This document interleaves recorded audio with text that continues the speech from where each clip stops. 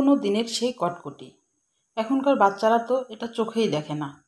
তাই ভাবলাম একটু পুরনো দিনের সেই কটকটিটা বাচ্চাদেরকে যদি তৈরি করে দেয়া যায় তাহলে কিন্তু বাচ্চারা খুশি হয়ে যায়, নিজের মনটাও কিন্তু ভালো হয়ে যায় যে আগে আমরা এই কটকটিটা কিন্তু খেতাম।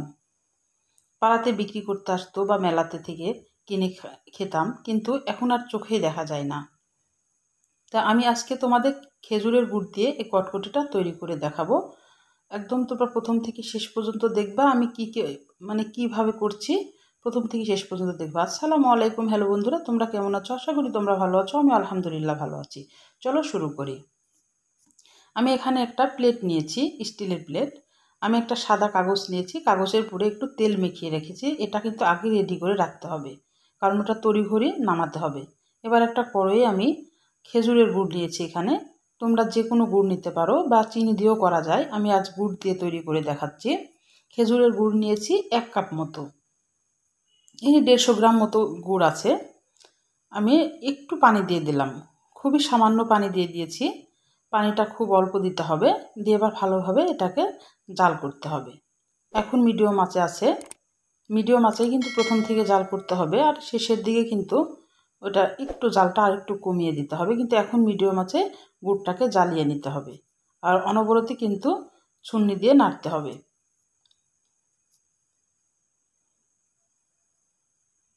করতেও সহজ, কিন্তু খেতে অসম্ভব মজা। কিন্তু এখন তো আমরা দেখতেই পাই না এটা আর। তাহলে যদি বাড়িতে তৈরি করে খাওয়া যায় তাহলে তো ভালোই হয়। এ কারণে ভাবলাম তোমাদের সাথে একটু শেয়ার করি।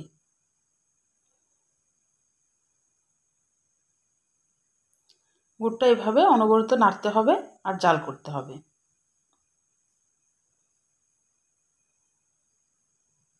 গুড়ের তাকটা আনতে হবে। গুড়টা কিন্তু এই পর্যায়ে পুড়ে যাওয়ার একটা সম্ভাবনা আছে, এই কারণে মিডিয়াম থেকে একটু লোয়ের মাঝামাঝি করে দিতে হবে। খুব লো না, মিডিয়াম থেকে লোয়ের মাঝামাঝি দিয়ে অনবরত খালি নেড়ে যেতে হবে, না হলে কিন্তু তলে লেগে যেতে পারে।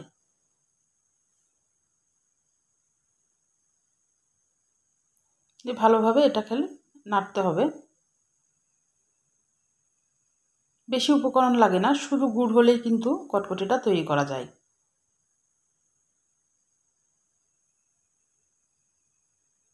আর এখনকার বাচ্চারা তো এটা চেনে না। তাহলে যদি নিজে তৈরি করা যায় তাহলে কিন্তু বাচ্চাদেরকে একটু সেই পুরোনো দিনের খাবারটা একটু পরিবেশন করা যায় বাচ্চাদের সামনে।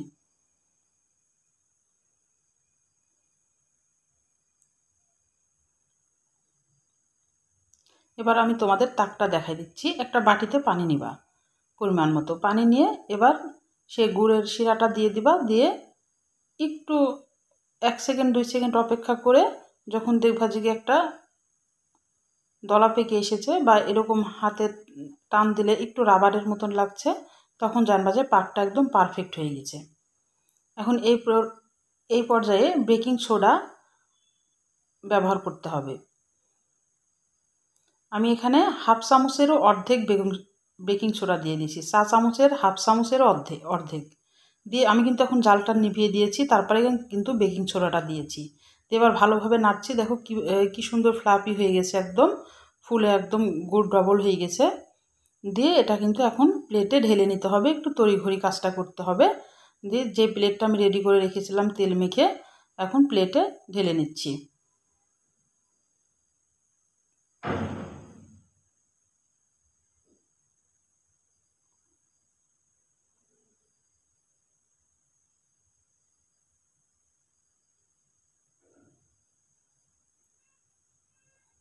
প্লেটে এবার ঢেলে নিয়ে এবার ঠান্ডা হওয়ার জন্য 1 ঘন্টা অপেক্ষা করতে হবে। তাহলে আমার রান্নার যদি কোনো অংশই তোমাদের ভালো লাগে, প্লিজ আমার চ্যানেলটাকে সাবস্ক্রাইব করে দিও, একটা লাইক দিয়ে রান্নাটা দেখা শুরু করো, ছোট্ট একটা কমেন্ট করে জানাও আমার রান্নাগুলো কেমন লাগে। আর পাশে থাকা বেল আইকনটা প্রেস করে দিও, আমি যখনই এরকম নতুন নতুন রেসিপি তোমাদের মাঝে হাজির করব তোমাদের কাছে যেন আগে নোটিফিকেশনটা চলে যায়। এবার আমি 1 ঘন্টা পর ফিরে আসলাম। এবার তোমাদেরকে কটকটিটা তুলে দেখাচ্ছি।